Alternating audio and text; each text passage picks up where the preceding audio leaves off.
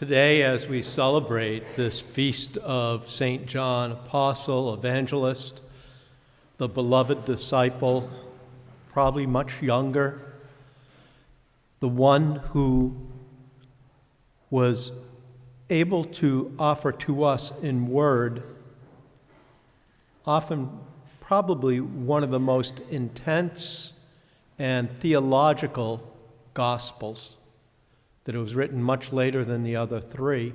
And in that beauty and in that giftedness, he almost eloquently brings God, Jesus, the Word made flesh.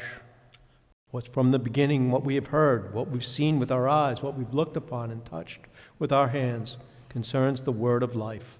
And for the life was made visible, and we've seen it and testify to it.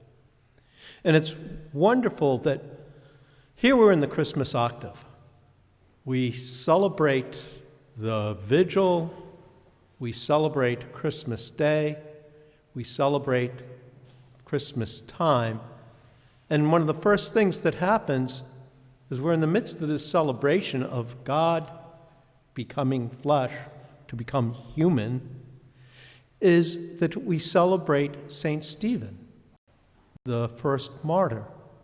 And as we celebrate that life given for God, we next celebrate St. John in the midst of realizing what has been offered to us, the Evangelist, and sharing that word. And tomorrow we celebrate the Holy Innocents, the bookmarks of life given in honor of Christ, in honor of Jesus. But as we celebrate St. John this day, we look at this young person, and the gospel that's used is John explaining what is done. First, he's following John the Baptist. And John the Baptist tells him, there's the Lamb of God. And then we see that discipleship build. John is that younger one who Jesus sort of takes under his arm to help him understand and grow. And the later years, we see that John outruns Peter, but recognizes the role of Peter right after the crucifixion, that Peter was who God would build the church on, the rock. And as he stops at the tomb, he allows Peter to go in.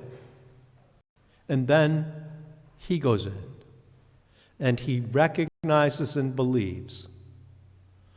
Some would say this is the second Christmas.